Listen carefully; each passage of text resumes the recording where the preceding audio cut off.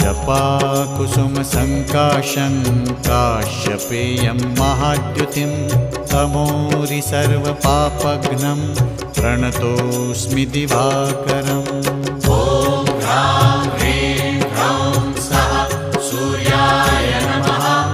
ॐ ह्रां ह्रीं ह्रौं सः सूर्याय नमः।